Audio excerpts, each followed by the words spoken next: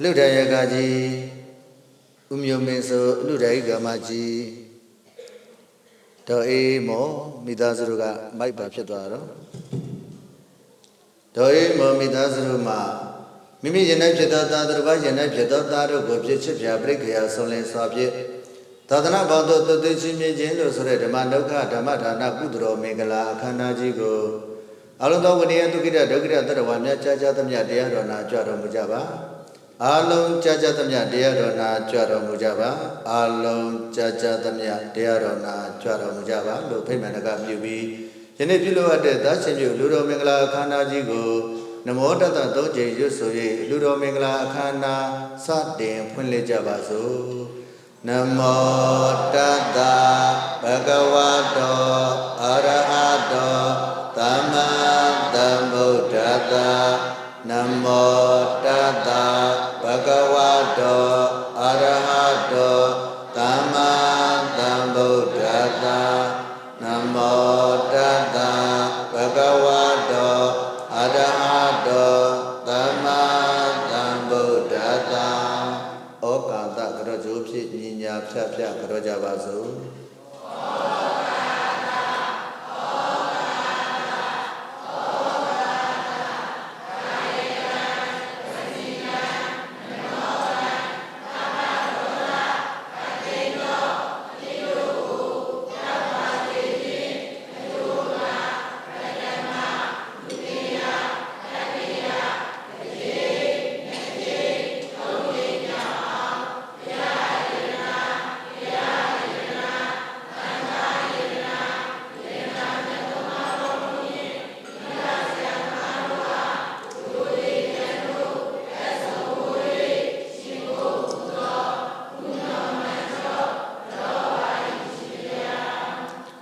ဗုဒ္ဓဓမ္မေသသံဃေသဝိပတ္တနိနစေတသဝန္တိတဝဝန္တနာမနာပူဇောတက္ကရဘာဇနံကြံကံပါဠိလာရှိသည်နှင့်အညီ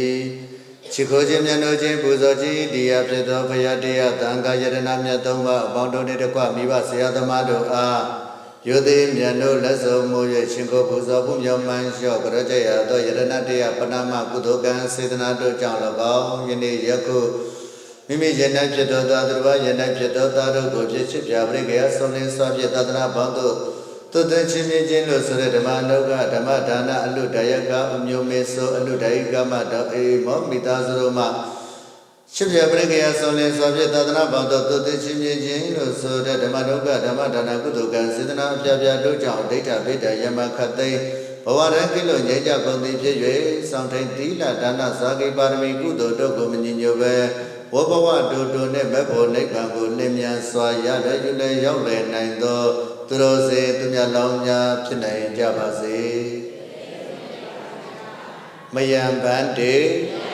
တန်တာရဝတ္တဒုက္ခတောမောဇနထာယဣမံအထင်ကသမဏံကတံဥဘောတထသီလံသမာဓိယာမဗန္တိအရှင်မြတ်တို့ဘုရားတန်တာရဝတ္တဒုက္ခတောတန်တရာဝိစေယအပေါင်းမှမောဇနထာယကင်းလွတ်လွတ်မြောက်ပါရခြင်းအကျိုးမှာဣမံအထင်ကသမဏံကတံတရဏဂောသုံးပါးနှင့်၈ပါးသောသီလသိက္ခာပုဒ်တို့ကိုသမာဓိယာမကောင်းစွာခံယူကျင့်သုံးစောင့်တည်ပါ၏စောင့်ထိန်ပါ၏အရှင်ဘုရားဣဒံမေပုညံအာတဝေခယံဝဂဟောတုဣဒံမေသီလံဣဒံမေဒါနံဟောရိညာဏတပစ္စယောဟောတုဣမာနိတိတရဏေနသဟအထင်ကသမဏကတဥပောတထသီလံ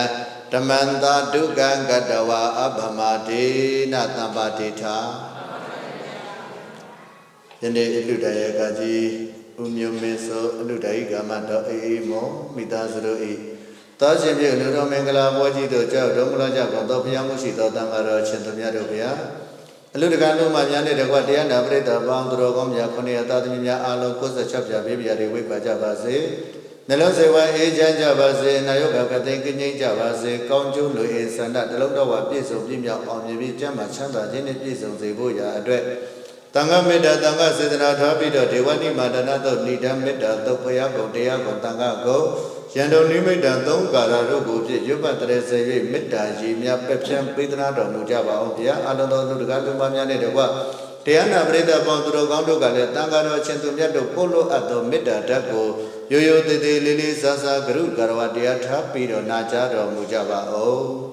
သမတစကဝလေတုအတ္တရာကိသတုဒေဝတာတတမမုနိရာသတ္တတုတံတုတကမောဂတံဓမ္မသဝနာကာလောအယံဗဒ္ဒန္တာ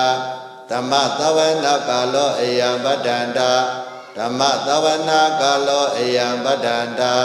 နမောတတဗုဒ္ဓဝါဒောအရဟတောသမ္မာသမ္ဗုဒ္ဓတ္တ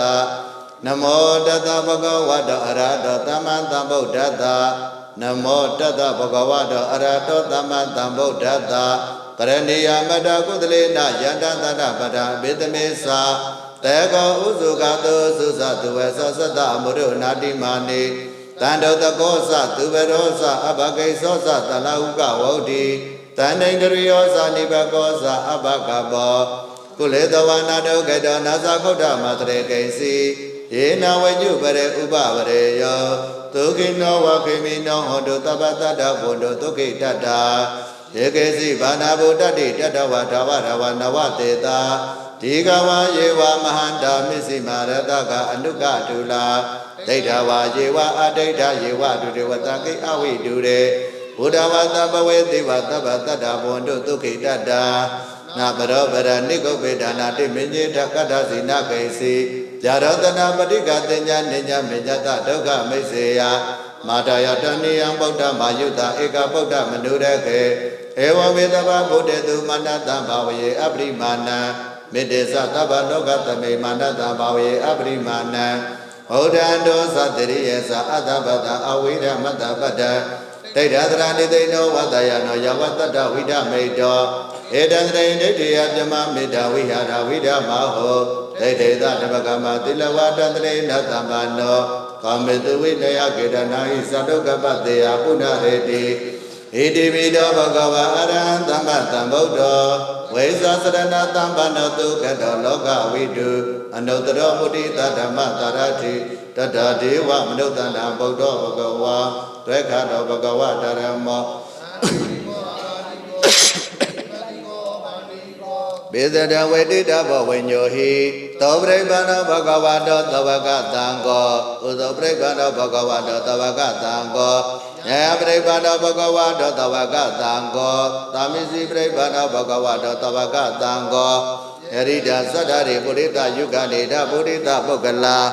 ဣဇာဘဂဝတောသဝကတံကောအာဟုနေယောဘာဟုနေယောတခိနေယောဣဇလိကရဏေယောအနုတ္တရပုညခေတံလောကသာဧဝံဗုဒ္ဓံတရဏဓမ္မတံခေသဗေကဝါ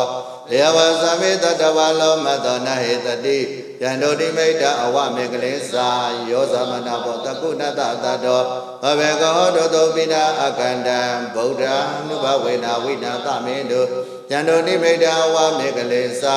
ယောသမနာဘောတကုဏတတတောဘဘေကဟောတောပိနာအကန္တံဓမ္မံနုဘဝေနာဝိနာသမေတု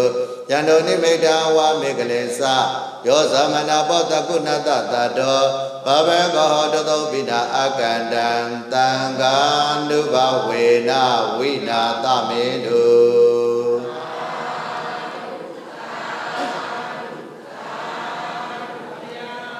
တန်ဃာတော်အရှင်သူမြတ်တို့ဗျာနောက်မှတရင်သုံးပြီးတော့ယင်းလေးများဖုံးပေးသုံးဆောင်ကြပါအောင်ဗျာအဲ့တော့ဒီကနေ့သာသနာတော်နှစ်အလိုအဖြစ်2569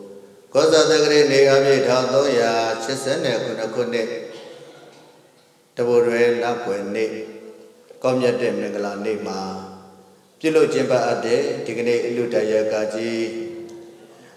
ဥမျိုးမင်းဆိုအလူတရိကမကြီးတော်အေးမောတို့နဲ့တကွအဝတ္တသမီးများနဲ့တကွ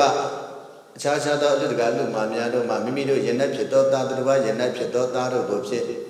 ချစ်ပြပရိက္ခယဆုံးလင်းစွာဖြင့်သာသနာ့ဘာသာသွတ်သွင်းချင်းချင်းလို့ဆိုတဲ့ဓမ္မနုကဓမ္မဒါနသားကျင်ပြုလူတော်မင်္ဂလာအောင်ပွဲဓမ္မသဘင်အဖြစ်ကျင့်ပပြုလုပ်အပ်သောဒီနေ့အလုံးသောလူတကာလူမှများနေတဲ့ကွာတရားနာပရိသတ်ပေါင်းသူတော်ကောင်းတို့ကိုရှင်မေတ္တာတို့တရားတပုတ်ရွေးထုတ်ပြီးတော့ဟောပေးခြင်းတာကတမ္မတ်နေရာယူလိုက်ပါတဲ့ဗာတရားတဲ့တို့တမ္မတ်နေရာယူလိုက်ပါလို့အမည်ရတဲ့တရားဒေသနာတော်ကိုဟောကြားပြောကြားနာကြားမှာဖြစ်လို့မေတ္တာအာတိတမေတ္တာတွေပို့ကြရအောင်ဘုန်းကြီးတစ်ခေါက်တိုင်ပြီးပြီးရဲ့ဒုပရိသတ်၃ခေါက်တီတီပြန်ပြီးမေတ္တာပို့ပါကိုယ်စိတ်နှပြဘေးရန်ကွာချမ်းသာကြပါစေ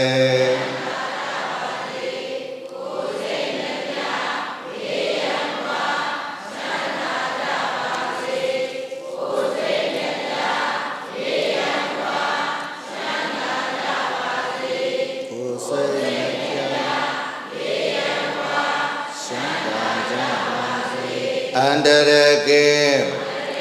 ယောဂချင်းကောင်းခြင်းမင်္ဂလာဖြစ်ပါစေ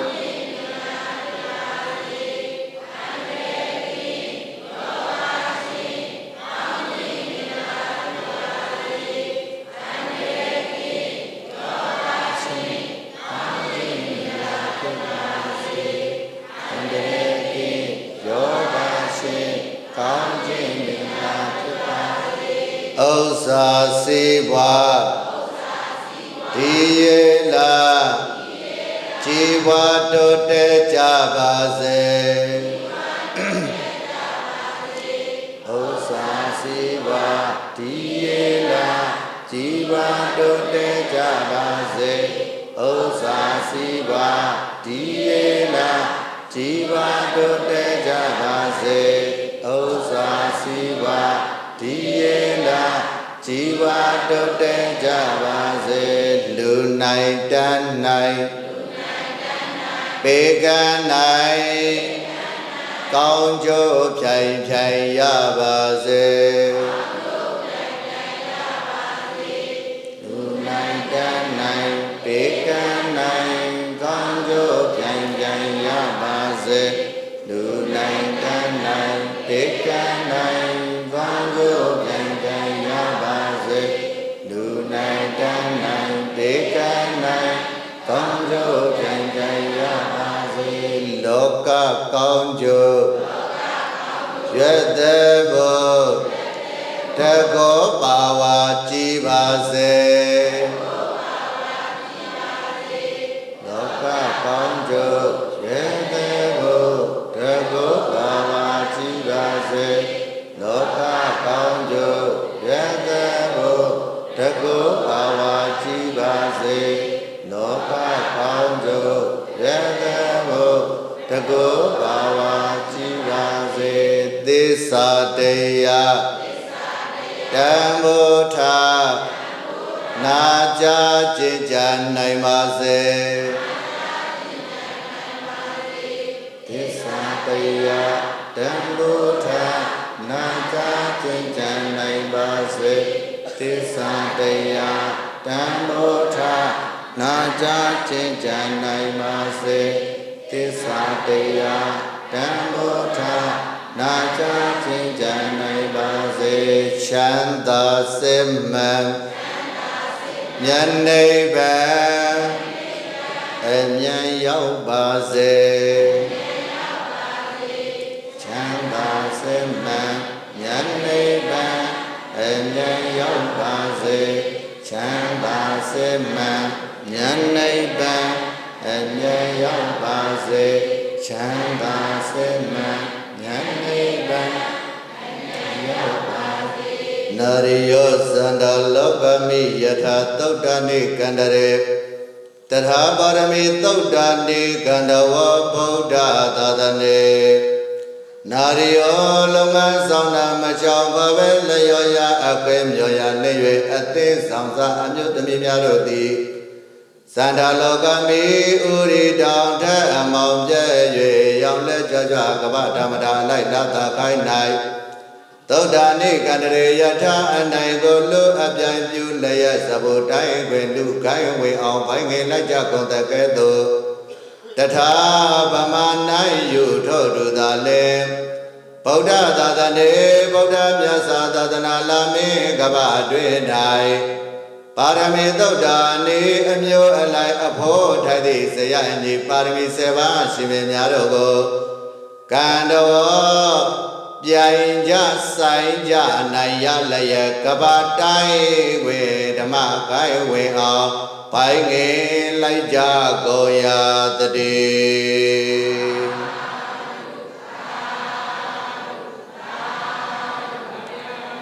အလုံးသောအလူတကအလူမပေါင်းသူတော်ကောင်းတို့ဒီကနေ့ချစ်မေတ္တာတို့ခေါ်ကြမဲ့တရားတော်ပါတရားပါလေ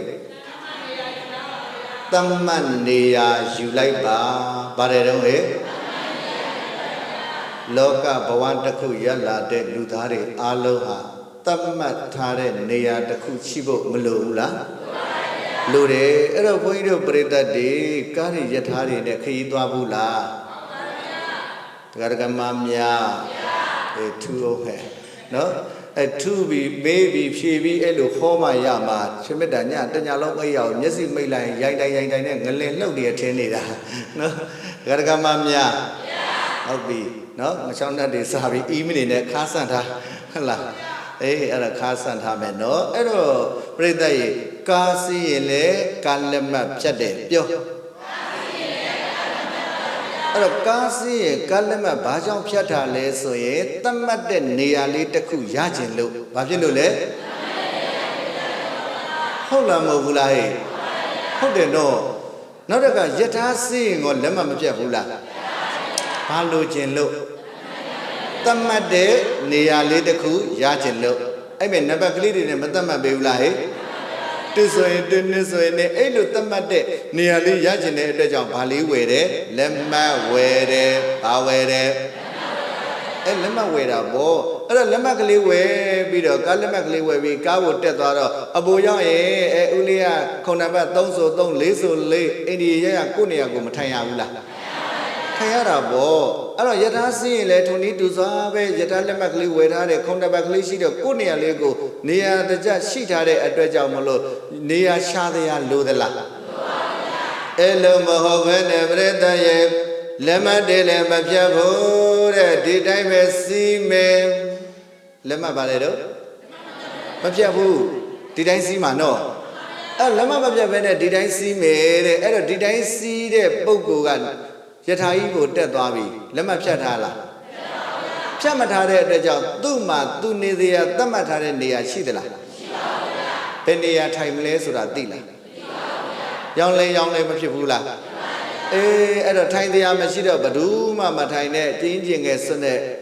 လက်ထိန်ဘေးမှာသွားမထိုင်ရဘူးလားသတ်မှတ်နေရာရှိထားလို့လားမရှိလို့လားမရှိပါဘူးလက်မှတ်ဝယ်ထားလို့လားဝယ်မထားလို့လားဒါလောကဥပမာဘာဥပမာ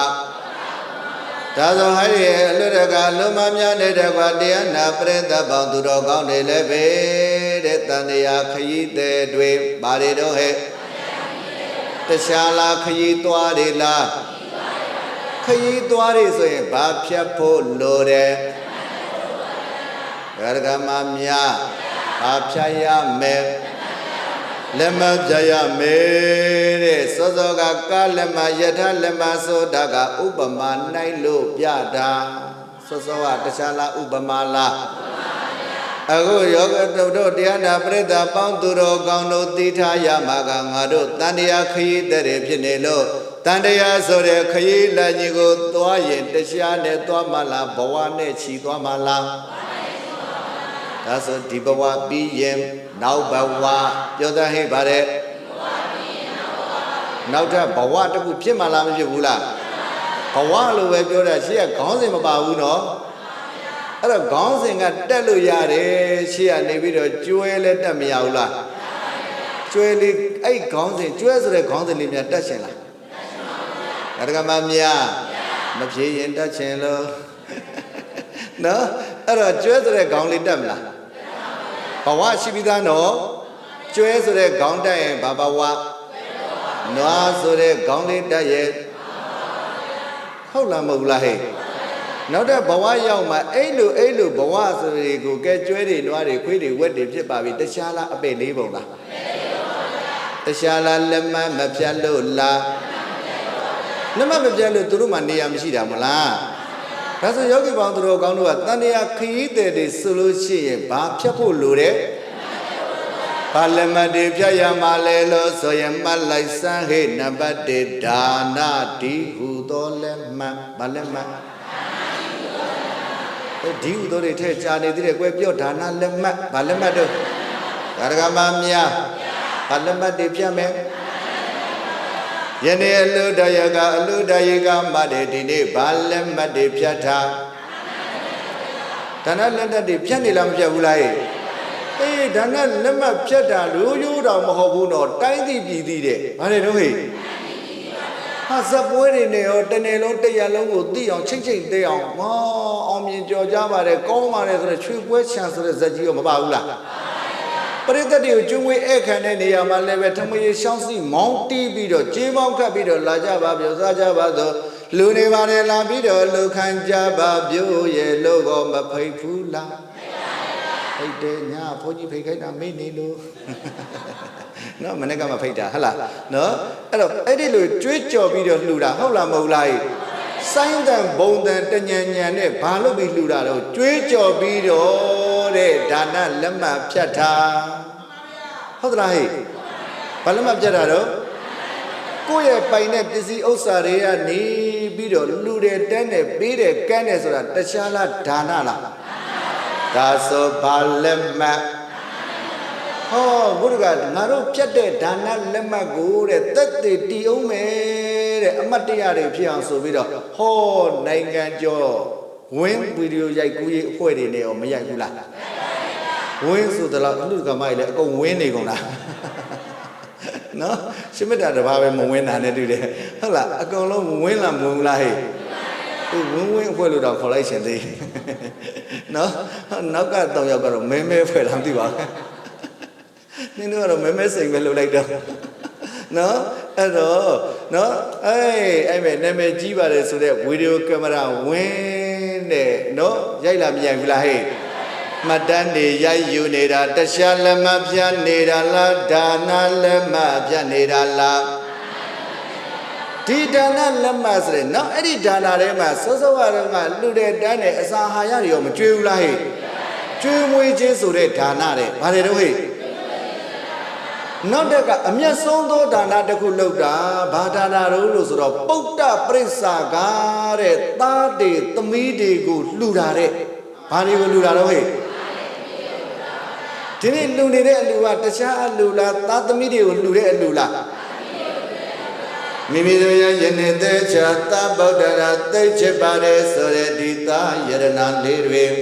သိချင်ပါတယ်လို့ဆိုတဲ့ဒီသမီးယရဏလေးတွေကိုလာလွယ်စေလာဝါကလလာရဲ့ဒီပရိသတ်ဒီတဲ့အချိန်ကစလို့ယနေ့ထိ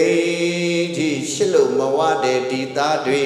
ရှစ်လို့မဝတဲ့ဒီသမီးတွေကိုဒီကနေ့တော့ပြင်မုဒ္ဒစာကီတဲ့မြတ်ဗုဒ္ဓရဲ့သာသနာတွင်တော့သွတ်သွင်းချင်းမြင်လို့လူလိုက်ပြီးလူသလားမလူဘူးလားဖះလောင်းသူတော်ကောင်းကြီးတွေစွန့်ညင်းချင်းဘယ်နှပါချိတယ်ဘာမှမသိတရားမရှိဘူးလက်ထောင်ထားတယ်ကြည့်ပြောဟုတ်တယ်ဘယ်နှပါရှိတယ်၅ပါးရှိတယ်အဲ့ထဲကပုဒ္ဒပရိစ္ဆာကမပါဘူးလားပုဒ္ဒပရိစ္ဆာကပါသလိုသာသမီယရဏတွေကိုဒီနေ့ဟိုင်းမဲ့ကြည်လိုက်စမ်းရှင်းမှထိုင်နေတာဘာရည်တန်စွန်းတဲ့အဝတ်သင်္ကန်းလေးတွေကိုဝုတ်ပြီးတကားလားသာသနာပေါင်းတို့လူပြီးတဲ့မလူဘူးလားမြတ်တလားမမြတ်ဘူးလားနောက်တခါဒကမကြီးတော်ဖြူဘယ်လိုလဲတော်ဖြူလေးကလင်းယောက်ျားကိုလှူတာဟောဟိုကဘုရားလောင်းကတော့ပရိယပရိစ္ဆာကတဲ့မယားကိုလှူတာနော်အခု तू ကဘာကိုလှူတာတော့သာသမီတွေမကဘူးတဲ့လင်းယောက်ျားကိုလည်းဘာလုပ်တယ်ကြဲပြောဟေးပြီးရင်ငါလျှောက်တစ်ထုပ်စီပေးမှာဟုတ်တယ်ဖြည့်တဲ့လူပေးမှာမဖြည့်မပေးနော်ပြောဒီနေ့ဘဒုကိုလှူသေးတယ်လင်းယောက်ျားကိုဒကာဒကမများဘဒုကိုလှူတယ်လေသူတို့လေးယောက်ျားလှူတာကြာနာပဲအာရပါရကြီးပြောနေသူတို့ဟာတွေလှူဆိုရင်တော့ဝစ်လို့မဖြစ်ဘူးနော်ကြုတ်ကြည့်တယ်မဖြစ်ဘူးနဲ့လုံမှာဟုတ်လားနော်တော်ဖြူလေးကဒီမဲ့သူ့ယောက်ျားကိုသာသနာပေါင်းတော့သွတ်သွင်းချင်းမြင့်ပြီးတော့လှူသလားမလှူဘူးလားဟဲ့ လူတယ်လူလားမလူလားဦးစင်းကြီးဘယ်နည်းလို့မှားလိုက်တော့ကျုံစီစီနော်အေးအဲ့လားပဲဟဲ့လားမပြတ်နိုင်တဲ့တန်ရောစင်ကြောင်းနဲ့ဟုတ်လားသမီးလေးရရှိနေသေးတယ်လေဟုတ်လားအေးအဲ့တော့ဘလောက်ပဲလူလူတစ်ရက်ပဲလူလူနှစ်ရက်ပဲလူလူခုနှစ်ရက်ပဲလူလူမြတ်သလားမမြတ်ဘူးလားဟဲ့ဖယားလောင်းသူတော်ကောင်းဒီရဲ့အလုံးပြောသားဟဲ့ဘသူကြိုက်တဲ့အလုံးသူတော်ကောင်းကြိုက်တဲ့အလုံးဖယားကြိုက်တဲ့အလုံးပြောသားဘသူကြိုက်တဲ့အလုံးအေးအဲ့ဒီလိုညီညီပြောဟုတ်တယ်ဖယားကြိုက်တဲ့အလုံးသူတော်ကောင်းကြိုက်တဲ့အလုံးဒါလေးကိုညီအောင်ပြောစမ်းဘာကြိုက်တဲ့အလုံးတို့ပြိတ္တကောမကြိုက်ဘူးလားဒီကြိုက်တယ်ပဲပြောမှာပေါ့သူတော်ကောင်းကြိုက်တဲ့အလုံးလို့ပြောထားပြီလေမကြိုက်ဘူးလို့ပြောရင်သူရုပ်မာရီလို့ပြောတော့မှာရှင်မေတ္တာဟုတ်လားတခါမှများကြိုက်လားမကြိုက်ဘူးလားဘာကိုပြောတာတော့ငှောက်နှံပြောတာလားကုသိုလ်လုပ်တာလို့ပြောပေါ်ဟဲ့ဘာကြိုက်တာတော့အဲ့ကုသိုလ်လုပ်တာဟုတ်လားအဲ့တော့ဖယားလဲကြိုက်တယ်ပြောသူတော်ကောင်းနေလဲနောက်ကကြိုက်တယ်ဆိုတာလေးလိုက်ထားအောင်သူတို့ကဘာတွေစုနေမှန်းကိုမသိဘူးဟုတ်တယ်တိရရှိရဖယားလဲဆိုကြိုက်တယ်သူတော်ကောင်းနေလဲကြိုက်တယ်ဒါတို့တော့မလုပ်တတ်လို့ခမည်းလို့မင်းသမီးမဖြစ်ဖဲနဲ့အလားအရိုက်ပုတ်ခံနေတဲ့အိမ်တော်တယ်မတွေဖြစ်နေတာဟုတ်တယ်ပြောချင်တော့ဘူးဟိုညမြုံလာကသွားတာမင်းသမီးနဲ့မင်းသားနဲ့အတွဲမညီဘူးလားဟဲ့အခုတော့ချင်းမတာတော့တဘာပဲသွားနေရတာနှစ်ပါးသွားခြင်းလို့စွဲခေါ်လဲမလိုက်နိုင်ဘူးပြောဖယားလဲအေးအဲ့လိုညီအောင်ပြောဘာလို့ဘာတွေပြောလို့သူတို့များသွားတာတော့မသိဘူးကြိုက်တယ်ဆိုပြီးသွားပြီဖယားလဲတော်ပြီပြီးမှမဟုတ်တော့ဘူးလားဖယားလဲဆိုကြိုက်တယ်တရားလဲဆိုကြိုက်တယ်မပြီးဘူးလားအခုကျတော့လဲခြေလိုက်တာဟိုတနေ့ကကျတော့လဲခြေတောင်းလေးပြောပါဆိုတော့မြင်ဒုံးတီပြောတယ်နော်အဲ့တော့ဘယ်မှလုံမရတော့တော်ပြီနိုင်မရဘူး10နိုင်ထိုးသွားပြီနော်အဲ့တော့ဖယားကြိုက်တယ်သူတော်ကောင်းကြိုက်တဲ့အလုပ်တွေကိုဒီနေ့အလူတကအလူမတွေလုပ်သလားမလုပ်ဘူးလားပြောလိုက်စမ်းပါမွန်မြတ်တဲ့အလုပ်မြတ်လားမမြတ်ဘူးလားဒီလိုမွန်မြတ်တဲ့အလုပ်ကြီးကိုလူနေပြီတဲ့ဒါဆိုရင်နံပါတ်1သားတွေသမီးတွေလျောက်ကြားတွေကိုလူတာကတော့လူနေတဲ့အတွက်မမြတ်ဘူးလားဒါနလက်မသေးသေးလေးလားအကြီးကြီးလားသေးသေးလားအေးဟုတ်တယ်ကြီးကြီးလားဒါကျတော့ပြောတတ်တယ်ကြီးနော်တရှင်းရှိတယ်ဒါကျတော့သေးသေးလားကြီးကြီးလားဒါကျတော့သူတို့သိတယ်ဟလားအကြီးကြီးဟုတ်လားမဟုတ်လားဟဲ့အစာဟာရတယ်ကျွေးတယ်ဆိုတဲ့ဒါနာရဟဲ့ဒီကုသိုလ်ကောင်းမှုဒါနာကြီးအကြောင်းပြုလို့စောစောကဘယ်နှပါးသီလယူကိုယူတဲ့သီလကိုမသိဘူးမေ့နေပြီဘယ်နှပါးတော့7ပါးဘယ်နှပါးတော့ဟဲ့အေး7ပါးသီလတွေလဲယူပြီဆိုတော့သီလလက်မှတ်လဲဖြတ်တယ်ပြောပါလက်မှတ်ဖြတ်တယ်ဘယ်နှဆောင်ရှိတန်းပြောလက်ထောင်ပြထားတယ်ဘယ်နှဆောင်ရှိအေးဟုတ်တယ်2ဆောင်ရှိတယ်နော်2ဆောင်ရှိတယ်နောက်တကကျွေးတယ်မွေးတယ်အဲခံတယ်လူတယ်တန်းတယ်ပေးတယ်ကန်းတယ်ဆိုတဲ့ကတခြားရှိတာလားမေတ္တာစိတ်ရှိတာလားတခြားလားဘာဝနာလားဘာလက်မှတ်ဘာဝနာလက်မှတ်ဘယ်နှဆောင်ဖြစ်အဲ့ဒီလက်မှတ်3ဆောင်ဖြတ်ထားတဲ့အတွက်ကြောင့်သူတို့မဲ့သတ်မှတ်တဲ့နေရာရှိလားမရှိဘူးလားရှိတယ်ဆိုတာကိုသိရင်ဒီဇလန်လေးပြောတရားသိမ့်မယ်သဘောကျရဲ့လားမလို့ကောင်းပါတော့လို့လုပ်လိုက်စမ်းပါဟလားနော်တုတ်ဟလားအဲ့တော့မြတ်စွာဘုရားရှင်ကိုတော်မြတ်ကြီးလက်ကတ္တဖမြတ်စွာဘုရားလက်ထက်ကအညတရနာရီလို့အမည်ရတဲ့အမျိုးသမီးကြီးတစ်ယောက်ရှိတယ်အဲ့ဒီအမျိုးသမီးကြီးကအလူအတန်းနေသူတစ်ပါးရဲ့အလူအတန်းနေတိုင်းကိုသူသွားတယ်အဲ့တော့သွားတဲ့အခါကျတော့ဘလို့အလူတွေတွေ့တော့အလူတိုင်းကိုသွားပြီးတော့အဲ့ဒီကမှကြီးကဝေယံဝိဆတွေလုပ်တယ်ကုသိုလ်ကောင်းမှုတွေလုပ်ကူတယ်အဲ့တော့သူကိုယ်တိုင်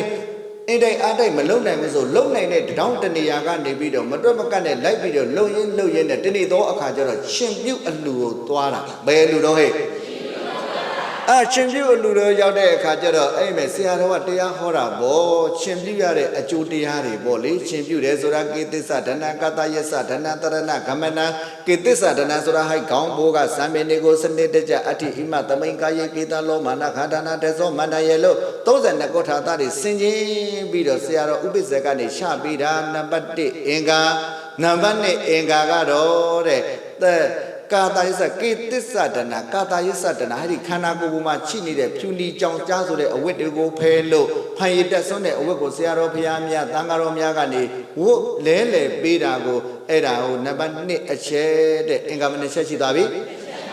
2ချက်ရှိပြီနောက်တက်ကပရိသတ်ရေဟိုင်ဒီရဲ့တန်ခါလေးတွေခြေကိုရောက်ပြီကိုရင်လေးတွေသင်္ကန်းပတ်ပြီးပြီဆိုတော့ကိုရင်အဖြစ်ကိုရဖို့ရအတွက်တရဏဂုံတီးပြီးဗာတီးပြီးဘလို့တီးတယ်ဘုဒ္ဓံတရဏံဂစ္ဆာမိဓမ္မံတရဏံဂစ္ဆာမိသံဃံတရဏံဂစ္ဆာမိပါဗျာအမလေးဟဲ့ဒုံးတီတွေမိဆိုပြီးသွားတာပဲဖယားလေးတော့ထည့်ပါအောင်ဟဲ့သူတို့ကလည်းနော်အဲ့လိုလေးတွေတရဏဂုံလေးတွေမတီးဘူးလားဟဲ့ဒုတိယမိတတိယမိအဲ့လိုလေးတီးလိုက်တော့ဘာဖြစ်သွားမြောက်တွေဖြစ်သွားမလုံးနဲ့ကိုရင်လေးတွေဖြစ်သွားဘာဖြစ်သွားကိုရင်လေးတွေစော့နေတာကြည့်ပြီးတော့မြောက်တွေဖြစ်သွားမလုံးနဲ့လေဟုတ်တယ်ကိုရင်လေးတွေဖြစ်သွားလားဖြစ်မသွားဘူးလားအေးဖြစ်သွားတယ်ကိုရင်လေးတွေဖြစ်သွားလိုက်တဲ့အခါကျတော့အဲ့လာလေးကိုမြင်ပြီးကြည်နူးနေတာအဲ့မဲ့ဆရာတော်ကဆက်ဟောတယ်နော်ဘာဟောတော့ဆိုတော့အပေတကားပိတ်တယ်တဲ့ဘာတကားပိတ်တယ်သာရှင်ပြုအလိုရံခံရှင်ပြုအလိုနာသာအလိုလူတဲ့ပုဂ္ဂိုလ်တွေတဲ့အပေတကားပိတ်လို့နိဗ္ဗာန်တကားကိုပွင့်စေတယ်တဲ့ဟဲ့အပေတကားကြီးပိတ်ပြီးတော့တဲ့သောတပန်တရာကအနာဂံနတ်ပြည်ဗမာပြည်အစရှိတဲ့ပြည်တွေကိုရောက်နိုင်ပြီးအဆုံးဘဝမှာတရားသူတရားမြတ်တွေရပ်ပြီးတော့နိဗ္ဗာန်ကိုရနိုင်တယ်မအိုမသေးတော့ဘူးတဲ့ဒီလိုပြောတာအဲ့တော့ဓမ္မကြီးသိသဘောကျဟုတ်ပြီလူလောကကြီးကိုရောက်နေတယ်ဆိုတာကမတည်မြဲတဲ့ဒီလောကကြီးအနိစ္စဆိုတဲ့သဘောဒုက္ခဆိုတဲ့သဘောအနတ္တဆိုတဲ့သဘောတွေနဲ့အိုခန္ဓာရထားလို့တို့ငါအိုလဲအိုနေရပြီငါလာလဲနာနေရပြီငါသေတယ်ပဲသေရအောင်မယ်တဲ့ဘာရှိနေလို့ခန္ဓာရှိတဲ့ပုဂ္ဂိုလ်တိုင်းဟိုက်ရှိရအလူချင်းနေမှမဟုတ်ဘူးတရားဟောတဲ့ရွှေမေတ္တာကြီးကတရားနာပရိသတ်တွေကိုဘာရှိတယ်ရွှေတွေရှိတယ်မလုံးနဲ့အလှမကြီးရွှေတွေဝတ်ထတာအများကြီးဆိုတော့လေရွှေတွေရှိတယ်မလုံးနဲ့ဘာရှိတယ်ခန္ဓာရှိရင်ဘာဖြစ်မယ်အိုးမဲလိုက်ပါဟဲ့ဘာဖြစ်မယ်ဟုတ်တယ်သူတို့ကလည်းတမ်းပြီးသေခြင်းတွေကဘာတွေများစိတ်ညစ်တယ်မသိဘူးနော်အစင်လိုက်လေးတော့လုတ်ပါအောင်ဟဲ့နော်ခန္ဓာရှိလို့အိုလည်းပဲအိုရမယ်နားလည်းပဲနားရမယ်သေလည်းပဲသေရမယ်ဒါဆိုရင်အဲ့ဒီဘဝခန္ဓာရတဲ့ပုံကိုယ်တွေကတဘဝပြီးတဘဝပြောင်းပြီးတော့လာနေတာအစစ်နေမြင်တဲ့မြင်ခြင်းနဲ့ဆိုရင်တော့စောစောကလက်မှတ်ဘယ်နဲ့ဆောင်ဖြတ်ဖို့ဖြတ်ရမယ်ပြောဘဝမှာအစစ်မြင်ခြင်းရင်အပေတကားပိတ်ရှင်ရင်လက်မှတ်ဘယ်နဲ့ဆောင်လက်မှတ်တည်းရဲ့နာမည်ပြောတဲ့နံပါတ်1လက်မှတ်ကဘာလက်မှတ်ဒါနလက်မှတ်သီလလက်မှတ်ဘာဝနာလက်မှတ်ဘယ်နဲ့ဆောင်လို့ဟဲ့ဒါကမှများဖြတ်ပြီးပြီလားဖြတ်ပြီးပြီလို့မပြောနဲ့ဖြတ်တင်တလောက်ဖြတ်ပြီးပါပြီဖယားဖြတ်လားမဖြတ်လားခေါင်းငုတ်ကိုမော့ကြည့်ဟုတ်တယ်ဖြတ်တယ်ဆိုပြည့်နေမှာဘောလို့မလီဟဲ့အောက်ကတော့အာရပါရိုက်ဖြတ်ပြီးပြီဖိရတယ်ခေါက်ဖို့ကြည့်တော့ဟောင်းလောင်းပြောမပြောချင်ဘူးငါလူထူထူမပြောချင်ပါဘူးဆိုမှပဲနော်ဖြတ်ရမှာနော်ဒါကမှများဖြတ်ကြစမ်းပါဟဲ့နော်အဲ့တော့ယောဂီတို့ရေအဲ့တော့အညတရနာရီဆိုတဲ့အမျိုးသမီးတရားနာနေတာနော်အဲ့ဒီတရားကိုဟောနေတာဘုရားဟောနေတဲ့အခါကျတော့ तू ကသဘောပေါက်ပြီဟုတ်ပြီငါမှကြံတဲ့ကုသိုလ်တွေလုံးဖို့ဆိုတာတဲ့ဟိုက်သားရှင်ပြုအလိုဟာအပေတကားပိတ်လို့နိဗ္ဗာန်တကားကိုပွင့်တယ်ဆိုတော့ငါမှသားချီတယ်ပါချီတယ်ငါသားလေးကိုရှင်ပြုမယ်တဲ့ဒီနေ့မပြုလေးလို့ဆိုင်နေဝိုင်းနေနဲ့ငါမလုံးနိုင်ပေမဲ့စင်နေမြင်းနေနဲ့မလုံးနိုင်ပေမဲ့ငါရင်ပတ်ကြီးကိုစီတီလို့ငါသားကြီးကိုငါလူမဲ့ဟဲ့လို့ဆိုပြီးတော့ကြောင်းတော်ကိုပရိက္ခယာ၈ပါးလေးနဲ့ကြောင်းတော်သွားပြီးတော့ရင်ပတ်စီတီလို့ဘာလူတယ်သာလူတယ်လိုက်ပါအမေတို့ရဲ့ဘာလူတယ်သာလူပြီတဲ့ဒီလိုကြီးကြီးကျယ်ကျယ်ဆိုင်နေဝိုင်းနေအကျွေးတွေအမွေးတွေပါလား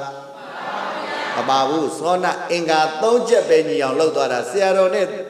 အလှတကနဲ့လေနောက်ကျွေးတရားမွေးတရားအဲ့တဲ့ဖိတ်တရားလည်းမလိုဘူးလေစံချတယ်သင်္ကန်းပတ်တယ်ပြီးရင်တရဏဂုံတီးတယ်ပြီးမသွားဘူးလား ကျွေးတရားလူသေးလားအမအေးဘူးလားအေးပါဘူးဖေရတယ်အေးဟုတ်တယ်အေးတယ်လို့ပြောရင်လည်းတို့စားမှာမဟုတ်ဘူးလေဟဲ့နော်ဟုတ်တယ်နော်အဲ့လာတော့တဲ့တယ်နော်အဲ့လိုလုပ်ရတယ်ဆိုတော့ငါမရှိတယ်ငါသူစင်းမငါသူစင်းမတကောင်ကြွတ်မကြီးတဲ့လူရတန်းတာတွေစီယာရှက်လို့ငါမလူနိုင်မဲ့အတူတူဒီအင်္ဂါ၃ချက်နဲ့ညင်ရှင်ပြုတဲ့ဇံမြောက်တယ်ဆိုတော့ငါလူမဲ့ဟဲ့လို့ဆိုပြီးတော့ရင်မကြီးကိုစီသေးပြီးတော့ကြောင်တော်သွားပြီးတော့လူလိုက်တာရှင်ပြုတဲ့ဇံမြောက်သွားပြီဘာဖြစ်သွားပြီမြောက်သွားတော့အလူတကမာကြီးဖြစ်သွားပြီဘာတကားပိတ်ပြီအဲ့မဲ့မှသူ့သားကမထွက်ဘူးတဲ့ဗျာထွက်သလားမထွက်တော့သူ့သားကိုနေတိုင်းဆုံးဖို့တာအဲ့ဒီဘဝသူ့သားကလေတပြည့်နဲ့အသက်ကြီးလာတော့စာသင်သားဘဝနေပြီးတော့စာချဘဝဟာအဲ့ကနေပြီးတော့မထေကြီးဘဝနေပြီးတော့စာသင်တိုက်ကြီးတွေတီချောင်းတော့တပားတဲ့တော့သူ့သားကစာသင်တိုက်ကြီးတွေတီချောင်းလိုက်တော့အပန်း50အပန်း30တွေဖြစ်မလာဘူးလားအုံမလီပျော်လိုက်တာပါတော့ငါမွေးတော့ငါသားတယောက်ထဲငါသားကြီးကိုသာသနာပေါင်းတော့သွတ်သိချင်းချင်းလို့လူလိုက်တာငါသားကြီးသာသနာပြုတဲ့အတွက်ကြောင့်ထောင်သောမကတော့တန်ဃာတွေကိုငါမွေးထုတ်လိုက်ပြီဟေ့ငါသာသနာမိခင်ကြီးဗာမိခင်ကြီးဝမ်းသာလိုက်တာဂုံယူလိုက်တာပါတော့ဝမ်းသာလို့မစိုးငါသားတစ်ပါးကနေပွားလိုက်တာဟဲ့စာသင်တိုက်ကြီးတွေလည်းလေးငါကိုထောင်နိုင်တယ်လို့တန်ဃာတွေအများကြီးလည်းစာပေတွေသင်ပေးနိုင်လို့ဂုံချိ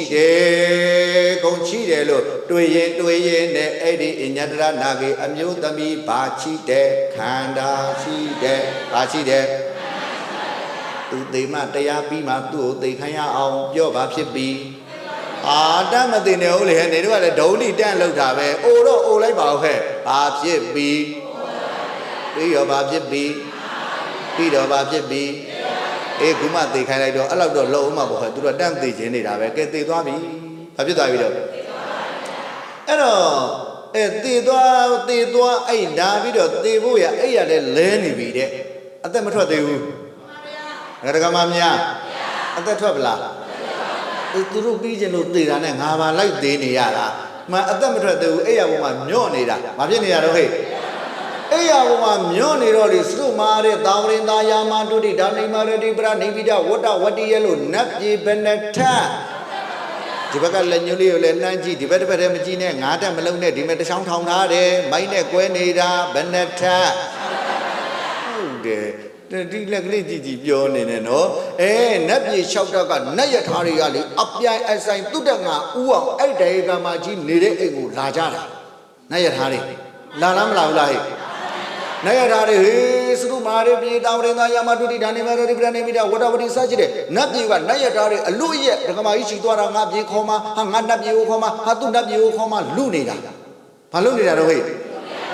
လူနေတာနော်လူနေတော့ကမကြီးကဟဲနေကြပါဘာတွေဖြစ်နေကြတာတော့ဘာမှဖြစ်တာမဟုတ်ဘူးတဲ့သာသနာမိခင်ကြီးလို့သူ့ကိုခေါ်တော့တာအညတရနာယီတို့တော့မခေါ်တော့ဘူးအဲ့တော့သာသနာမိခင်ကြီးမို့လို့အမတန်အကျိုးကျေးဇူးတဲ့အလုပ်ကိုလုပ်တဲ့သာသနာမိခင်ကြီးဖြစ်လို့တဲ့မိခင်ကြီးဘဝရှားတော့မှာဆိုတော့မိခင်ကြီးကိုကျွတ်တို့နတ်ပြည်ကခေါ်ခြင်းလို့သူတော်ကောင်းကြီးမို့လို့ပါခမညာကျုပ်နဲ့ထားဖို့ကိုတက်ပါကျုပ်ရဲ့နဲ့ရထားဖို့ကိုတက်ပါဟိုဘက်ကလည်းမဟုတ်ဘူးဒီဘက်ကိုတက်ဒီဘက်ကိုတက်လူမနေဘူးလားဟဲ့ဘာချီလို့ကုသိုလ်ချီလို့နေရကခန္ဓာမရှိနဲ့ဘာချီလို့နတ်တွေလူနေတာဘာချီလို့ကုသိုလ်မရှိတဲ့လူမလားသေရာတော်မသိဘူးလောက်ဟဲ့သေရာတော်ဘာမရှိလို့ဘာလက်မှတ်တွေမဖြတ်ထားလို့ဒါနလက်မှတ်သေလလက်မှတ်ဘာဝနာလက်မှတ်မရှိရင်သေခြင်းသလိုသေခွေးသေဝက်သေဘယ်သူမှလာမလို့ဘူးဘယ်တကမှများကိုမေးကြည့်စမ်းပြောလက်မှတ်ဖြတ်ပြီးပြီလားမဖြတ်ရသေးဘူးလားဖြတ်ပြီးပြီဆိုရင်အထက်ကိုမော့ပြီးတော့ပြောဟုတ်တယ်ชิมิตาလဲဒီဘူတာပဲစိုက်နေတာပဲနော်ကဲထားတော့ချိစီတော့အဲ့မယ်မနေလူတော့နေကြပါအောင်ကွယ်နေတို့ခေါ်တဲ့နတ်ပြည်ကိုငါလိုက်ပါမယ်ဟဲ့ဒါပေမဲ့လို့လေငါလိုက်ရှင်တဲ့နတ်ပြည်ကတခြားနတ်ပြည်မဟုတ်ဘူးတဲ့ဖယားရှင်ကိုရောမြတ်လက်ထက်တုန်းကတရားနာထားတဲ့နတ်တွေ နတ်တန်ရှီလားမရှိဘူးလားဟဲ့နတ်တန်ဒုတိယနတ်တန်လေးပဲနည်းနည်းလေးအမြည်လေးပြောမယ်နော်တရားအချိန်မရဘူးဒုတိယဆိုတာကစရုမတဲ့တာဝရင်သားသွားသူကဒုတိယနတ်ပြည်တာဝရင်သားသွားဘာနတ်ပြည်တော့အဲ့ဒီဒုတိယနတ်ပြည်နဲ့လူတန်နဲ့တွက်မယ်ဆိုရင်တဲ့နော်လူပြည်မဲ့အနှစ်တရာမှအဲ့ဒီနတ်ပြည်မှာဘယ်လောက်တော့တရေကဲနတ်ပြည်နတ်သက်တွေမရှိဘူးလားအေးဒါကြောင့်မို့လို့နတ်ပြည်မှာဖယားရှင်ကိုရောမြတ်သက်တော်ထင်ရှားရှိတော့ကဖယားရဲ့တရားကိုနာပြီးတော့အရိယာသူတော်ကောင်းဖြစ်နေတဲ့နတ်တွေနေတဲ့နတ်ဘုံသားလေငါလိုက်မယ်ကဲတရားနတ်တွေလိုက်မလားအရိယာနတ်တွေရှိတဲ့နေရာတဲ့ဘယ်နတ်တွေတော့အရိယာနတ်တွေရှိတဲ့နတ်ဘုံမှာတဲ့သူတို့ရှိရတရားကိုငါတဆင့်နာမှငါလဲသောတပန်အနာဂန္တရာကဖြစ်မှာပေါ်တဲ့အဲ့ဒီသူတော်ကောင်းတရားတွေကိုငါနာခြင်းလို့အဲ့ဒီနတ်ပြည်ကိုပဲငါလိုက်မှာတဲ့ဘယ်နတ်ပြည်တော့ဟဲ့သူတော်ကောင်းတွေရှိတဲ့နတ်ပြည်လို့ပဲပြောလိုက်ဟဲ့မသိရင်လည်းပဲဟုတ်တယ်နော်အရိယာနတ်တွေရှိတဲ့နတ်ပြည်တဲ့အမေတို့ရဲ့ပြောပါလေတော့အမေပဲခေါ်ခြင်းနေတာတို့ဖေကလှဘူးဟာဟုတ်လားအဲ့တော့နော်အဲ့မယ်မနေပြီးတော့အဲ့လိုလဲပြောရောတခြားသောအဲ့မယ်ပြောတော့ဟဲ့အရိယာသူတော်ကောင်းတွေရှိတဲ့သရုမာတဲ့သာဝရိန်သားယာမတုတိတာနေမရတိနတ်ပြေကနတ်သားကြီးကဥမလီဒါဆိုရင်ကျုပ်ယထာဘုကိုကြွားပါကျွန်ုပ်နေတဲ့နတ်ဘုံမှာအခုအချိန်ထိနတ်သူတော်ကောင်းကြီးတွေနတ်အရိယာကြီးတွေနတ်သောတာပန်ကြီးတွေနတ်သရကံကြီးတွေရှိပါတယ်ခင်ဗျာကျုပ်ရဲ့နတ်ယထာဘုကိုတက်ပါဗျသူတော်ကောင်းမကြီးဘယ်နဲ့ရထားဝတ်တဲ့တော့ဆိုတော့ရနေပိတာဝတ္တဝတိဆိုတဲ့နတ်ဘုံတက်မတော်ဘူးလားဟဲ့အဲ့ဒီနတ်ရထားကြီးကိုတက်ပြီးတော့ဟေးနေဦးငါနတ်ပြုတ်တက်မလိုက်ရှင်သေးဘူးဘာတယ်တော့ဟဲ့ကြကြပြောပါဟဲ့ဘာတယ်တော့အပေမပို့ဘူးနော်ဇလန်းအရာပြောခိုင်းတာငါနတ်ပြုတ်ကိုတက်မလိုက်ရှင်သေးဘူးတဲ့ဟဲ့သူတော်ကောင်းမကြီးနတ်ပြုတ်တက်မလိုက်ရှင်လို့ဘယ်သွားခြင်းသေးတာတော့ဟဲ့အပေ၄ပါးဟာသိဒုက္ခရောက်တဲ့ဘုံလို့ပြောတယ်အဲ့ဒီအပေဘုံငရဲပြည်ငရဲကြီးရှစ်တက်ရှိတဲ့ထဲကပရမတ္ထဒုတိယထတတိယထသရုတ်ထတသရဟိုရှစ်ထက်ကိုငါတစ်ထက်စီသွားလဲခြင်းနဲ့သွားကြည့်ခြင်းနဲ့ကုသိုလ်ကောင်းမှုဒါနတိဝသောလက်မှတ်သီလလက်မှတ်ဘာဝနာလက်မှတ်တွေမဖြတ်လို့အဲ့မှာရောက်နေတဲ့ငရဲသားတွေကိုငါကြည့်ခြင်းနဲ့မြင်ခြင်းနဲ့ဘလောက်ဒုက္ခရောက်တယ်ဆိုတော့ငါသိခြင်းလို့ငါ့ကိုအဲ့ကိုအရင်လိုက်ပို့ပြီးမှငါသွားမယ်နတ်ပြည်ကိုပို့အော်ဟုတ်ကဲ့နတ်တွေအလိုမလိုက်ဘူးလားဟဲ့ဘာလို့အလိုလိုက်တာကုသိုလ်ကောင်းမှုချီလို့အလိုလိုက်တာဘာလို့အလိုလိုက်တာတော့ကာရကမများလက်မမရှိရင်အလိုလိုက်မလားကားဖို့ရောက်ပြီလေမောင်လေးဟိုကခုံလေးလွတ်လာအမထိုင်ကြတော့မရဘူးအဲ့လားလက်မပြတ်တာရှေ့ကြတက်မှာခင်ဗျာဩမပြောဘူးလားဟဲ့ပြောကြရမျက်နှာအောက်ရှာပြောတာလေကိုလက်မသာကိုပြောတာဟင်ဒါငါခုံနံပါတ်ငါခုံနံပါတ်56ဘယ်သူမှလာမပြောနဲ့ငါထိုင်နေပြောစရာလိုလားအဲ့လိုမှလက်မထိုင်ဘာမှဖြတ်မထားတဲ့လူဆိုကားကိုရောက်လဲလိုက်ကြည့်နေတာနေရာလွတ်နေရာလေးနဲ့လွတ်ပြီဆို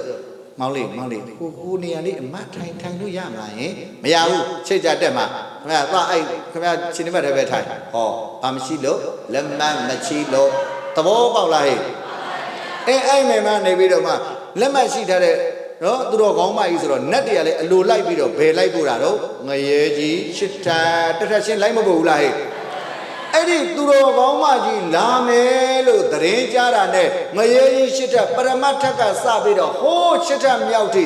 ဟေးသူတော်ကောင်းမကြီးငရဲပြေကိုလာလေလိမ့်မယ်တတ်ထာတွေဖြတ်ထာတွေခဏရက်အားလုံးငရဲပြေကြီးပူလောင်တော့ကရောက်နေတဲ့အော်တန်ဟစ်တန်ကြားနေတဲ့ငရဲပြေကြီးကိုချက်ချင်းတိတ်ပြီးတော့ငြိမ်းချမ်းအောင်လှုပ်လိုက်ကြစမ်းဟေးလို့ရမမင်းကြီးအမိန်ပေးထားတော့ငရဲသားတွေကအမလီဒီနေ့နေရတာတက်တာလိုက်တာ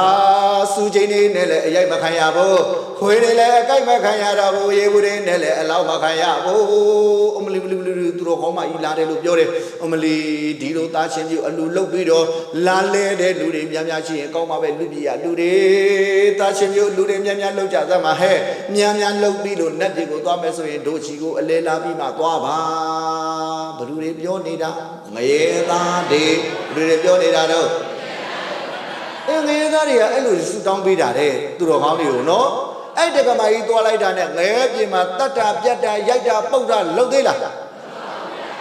အဲ့ဒီတက္ကမကြီးမှာဘာအစွမ်းနေပါတော့ကုသိုလ်အစွမ်းဘာအစွမ်းနေတော့ကု ကုသိုလ်စွမ်းနေပါတဲ့အခါကျတော့အဲ့ဒီငရဲပြည်မှာပူလောင်ပြီးဒုက္ခရောက်နေတဲ့ရောက်သေးလားသူ့ကိုအကြောင်းပြုပြီးအဲ့ဒီမှာကြာနေတဲ့ပုဂ္ဂိုလ်တွေရောခဏမချမ်းသာဘူးလားနိုင်ဝက်လောက်တော့ရှိမှာပေါ့နော်နိုင်ဝက်လောက်ချမ်းသာသွားတယ်ဆိုတဲ့သူကုသိုလ်မရဘူးလားအဲ့လိုတထက်ချင်းသွားတာတထက်ချင်းကိုအဲ့လိုအေးမြချမ်းသာပြီးတော့ရိုက်တာပုတ်တာမလုပ်ဘဲနဲ့အနာခံရတဲ့အတွက်ကြောင့်အဲ့ဒီငရဲသားတွေကဆူတောင်းနေဘလို့ပုဂ္ဂိုလ်မျိုးလာလို့ဒီလိုဖြစ်ရတာတော့ခုလိုငြိမ်းချမ်းရတာတော့ဆိုတော့တားချင်ပြီးအလူတဲ့ပုဂ္ဂိုလ်တဲ့ဒီလိုပုဂ္ဂိုလ်လာရင်တဲ့အဲ့လိုငြိမ်းချမ်းရတယ်ဆိုတော့အဲ့မဲ့လူပြေကိုဆူတောင်းတော့တာပဲတဲ့ရိုက်လိုက်တယ်ဆိုရင်လည်းပဲတချို့လည်းပဲအော်တယ်တချို့လည်းပဲအောက်မလေးလူပြေကလူတွေမေမေရော်တွေမနေကြပါတဲ့ခမညာသားချင်းမျိုးသမီးနာသားဆိုတဲ့အလူတွေရန်ခံချင်းမျိုးဆိုတဲ့အလူတွေကိုလူကြပါဗျလူပြီးရင်လည်းတက်ပြေသွားရင်တန်းပြီးတော့မသွားပဲကျတို့ရှိဦးအလဲလေးလာပါအောင်ကျတို့တက်သားချင်းလို့ပါဗျာဘယ်လိုလဲဆူတောင်းတာကဲဒီကုသိုလ်ကောင်းလားမကောင်းလားအဲ့မိမအဲ့လိုအထက်သွားပြီးတော့အလုံးအိမ်များမှုတွေလည်းရပြီးတော့နောက်ဆုံးဘယ်ရောက်သွားတော့ခေါင်းမိုးကိုရောက်သွားတယ်မလုံးနဲ့ဘယ်ရောက်သွားတော့ဒါဆိုရင်ဟိုက်ရှိကဝါဝင်းနေအကုန်လုံးကိုပို့မယ်ဘယ်ပို့မယ်ကြကြပြောပြီးငချောင်းနဲ့တမင်ကျွေးဦးမှာဘယ်ပို့မယ်အဲ့ဒီပရိသတ်တွေဘာတကားပိတ်သွားပြီအဲ့ဒီအလူရှင်တွေဘာတကားပိတ်သွားပြီအဘယ်တကားပိတ်ပြီဆိုတော့ဘာတကားဝင်နိဗ္ဗာန်တကားဝင်လောက်မလိုက်ဒါဆိုရင်ကဲနိဗ္ဗာန်မရသေးဘူးလောလောဆယ်တော့ဘယ်ပို့မလို့ပို့လိုက်ကြသားဒါရကမမြာဟိုက်ရှိရအားလုံးညီမတွေနဲ့သမီးတွေတမျှလှနေတဲ့အခွက်ကြီးဘယ်ပို့လိုက်ပြီတော့ဒါရကမမြာရှိမရှိသေးလားအေးဟုတ်တယ်မရှိတော့ဘူးလို့ပြောလေဟဲ့ဒါရကမမြာရှိမယ်လူချင်းတွေရှိသေးလားဟဲ့ဘယ်ရောက်ကုန်ပြီတော့နတ်ပြည်ရောက်ကုန်ပြီဒကာကြီးနာမည်ကဘဒုရဲတို့ဦးမျိုးမင်းစိုးကဲဒကာကြီးအလူဒကာဦးမျိုးမင်းစိုးကြီးအရင်ပို့လိုက်မယ်ဗျာဦးမျိုးမင်းစိုးကြီးဘယ်ပို့ကဲနတ်ပြည်ပို့လိုက်ပြီဟေးနတ်ပြည်ရောက်တော့နတ်သမီးတွေတစ်ဖက်ကိုဘယ်လောက်လဲဟဲ့ကောင်းလားဒီကောင်းနေကဲအဖေကလည်းပဲနတ်ပြည်ကိုနတ်သမီးတစ်ဖက်900နဲ့ပြုံမှတော့သမီးတို့လည်းနတ်ပြည်လိုက်မယ်တော့လို့ဆိုသမီးတွေလည်းအကုန်ပဲပို့နတ်သားတွေတစ်ဖက်ကိုဘယ်လောက်သေးပြီဟုတ်တယ်တစ်ဖက်900ကြီးတဲ့လောဘတွေလောက်ကြီးနေတာသူတို့ကိုသူတို့တော်မှမျက်လုံးကြီးစင်းပြီးတော့မျက်တောင်တူကြီးကျွတ်ကြတော့မယ်ဟမဲနောက်က3ယောက်ကမဲလို့ပြောတော့လေခက်ကြမခနိုင်ပါအမေမျက်လုံးစင်းနေဟာလို့မျက်လုံးစင်းနေတာဟိုမျက်တောင်တူက4လို့ပါအဲ့ရှင်လို့မဟုတ်ဘူးနော်အဲ့ဒါဟိုဘက်ကတကတယောက်ကကြည့်နေတာကျုပ်ကအသာလေးမျက်စောင်းထိုးပြီးတော့ဘုန်းကြီးပြောတာသဘောကျလို့ခေါင်းညိတ်နေထင်တာပြီးငိုက်နေတာဟုတ်တယ်ပြီးပြီဒီကမကြီးဘယ်ရောက်သွားပြီတော့ဘယ်တကားပိတ်သွားပြီဆိုတော့ကြောက်စရာလူသေးလားအိုရဲတယ်ပြောဘာရှိထားလို့လက်မရှိထားလို့ပြောဘာရှိထားလို့လက်မရှိတဲ့ပုံကိုယ်တွေအိုလဲအိုရဲတယ်နောက်ကအိုရဲတယ်ဆိုတာပဲပြောအိုလဲနာလဲသေလဲဘာရှိထားလို့ရှိထားလားရှိမထားဘူးလားကဲရှိထားရဲ့အပေတကားပိတ်လို့နိဗ္ဗာန်တကားကိုပွင့်သိနိုင်တယ်နိဗ္ဗာန်မရမီဂျာကာလမှာလူချမ်းသာနတ်ချမ်းသာမြမချမ်းသာဆိုတဲ့ချမ်းသာအမျိုးကိုအကြိမ်ကြိမ်ခံစားနိုင်ရပါတယ်လို့ဒါကြောင့်တတ်မှတ်နေရယူလိုက်ပါသောနာအညတရနာယီတတ်မှတ်နေရယူထားတော့သူ့နေရာသူတန်းတန်းမမရောက်မသွားဘူးလားအပေကြောက်เสียလူသေးလားဒုပရိသတ်ကိုကြောက်တယ်ဆိုရင်လက်တတ်မှတ်နေရယူထားဘာလဲတော့သတ္တမပြန်ရင်ရှမိတ္တပြန်ရင်ဟုတ်လားရှမိတ္တဟောရင်ရှမိတ္တဒုနေရပဲပြန်မှာတော့သူတို့ကလည်းလိုက်ပြောနေတာပဲเนาะသတ္တမပြန်တော့မှတ်သားเสียကြံတယ်လို့ဟုတ်လားရှမိတ္တဟောပြီးရင်လည်းမှတ်သားเสียကြံရမယ်တဲ့လက်မှတ်ဘယ်နှဆောင်ဖြတ်ရမယ်လက်မှတ်နာမည်တွေသိပြီလားသိရင်တော်ပြီဟင်းတော်သမင်းတော်မှုေးလာပြီဗိုက်စာပြီဣတိနာသစ္စာဝိဇ္ဇနာဣတောဩမဇမောဇယတောတမဏေယယူထားပါလို့အမြင်ရတဲ့တရားဒေသနာတော်ဖြင့်ယနေ့လူတရကာကြီးဥမျိုးမေသောလူတယေကမကြီးတော်အေမောမိသားစုတော်နှင့်တကွ သာသမီညီကုန်းမောင်နှမများနဲ့ရှင်မျိုးမိတ်သင်္ကာအပေါင်းတို့၏အလူတော်မင်္ဂလာအောင်ပွဲခြင်းနဲ့ရှင်မေတ္တာဓမ္မသဘင်၌တတ်မှတ်နေရာယူကြပါလို့အမြင်ရတဲ့တရားဒေသနာတော်ဖြင့်ဟောပြောကကျေးဇူးဆက်ရသောကောင်းမှုကြောင့်ဒီနေ့ဒီရက်ဒီချိန်မှာစဒီရှင်မေတ္တာဓမ္မသဘင်ပွဲအခယ်ရောက်လာကြတဲ့ဓမ္မမိတ်ဆွေများဒီနေ့ဒီရက်ဒီချိန်ကစပြီးတော့လက်မှတ်တွေဖြတ်ပြီးကောင်းမြတ်တဲ့ဘုံဌာနတွေကိုသွားနိုင်ရောက်နိုင်ကြပါစေကုန်သတည်း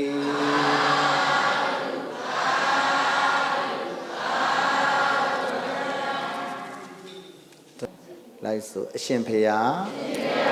ဣမုံမြတ်သောဓမ္မပူဇာလူတော်ငွေ15သိန်းကိုအရှင်ဖေယဤကြောင်းတိုက်ကြီး၌လိုအပ်ရာသုံးဆောင်နိုင်ရန်အတွက်သူရန်ပါဤအရှင်ဖေယကြရပြီကဲ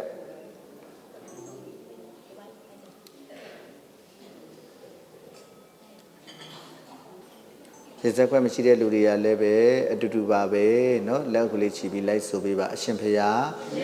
ဘုရားတပည့်တော်မတို့သည်တပည့်တော်တို့ရင်၌ဖြစ်သောတာလယရနာသူတစ်ပါးရင်၌ဖြစ်သောတာလယရနာတို့ကိုရှစ်ပြပရိခေယစုံလင်စွာဖြင့်သာသနာပေါင်းတို့သွတ်သွင်းရှင်းမြင်ခြင်းဓမ္မနုက္ခဟဓမ္မဒါနကုသိုလ်မင်္ဂလာကိုသုံးတန်စေတနာပြတ်သားစွာဖြင့်လှူဒန်းပါ၏အရှင်ဖေယဤကောင်းမှုများပြုလုပ်သည်ကိုလောကပါလနတ်မင်းကြီးတို့အားတတ်သေးရာ၌တည်ပါ၏32ဘုံကျင်လည်ကုန်သောဝိနေယဒုက္ခိတဒုက္ခိတတတ္တဝါအပေါင်းတို့နှင့်မကျွမလို့ကြသောပုဂ္ဂိုလ်ပေါင်းတို့အား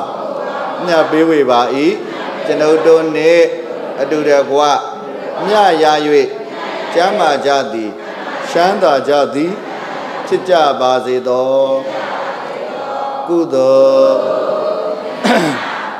မြတ်အမြတ်ယူတော်မူကြပါကုန်လောသာဓုသာဓုသာဓုကုသိုလ်အမြတ်အမြတ်အမြတ်ယူတော်မူကြပါကုန်လောသာဓုသာဓုသာ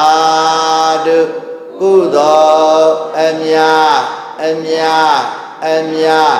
ယူတော်မူကြပါကုန်လောသာဓုသာဓုသာဓုအလုံးကျမ်းမာချမ်းသာပြီးယောဂဗျာတွေကင်းဝေးကြပါစေ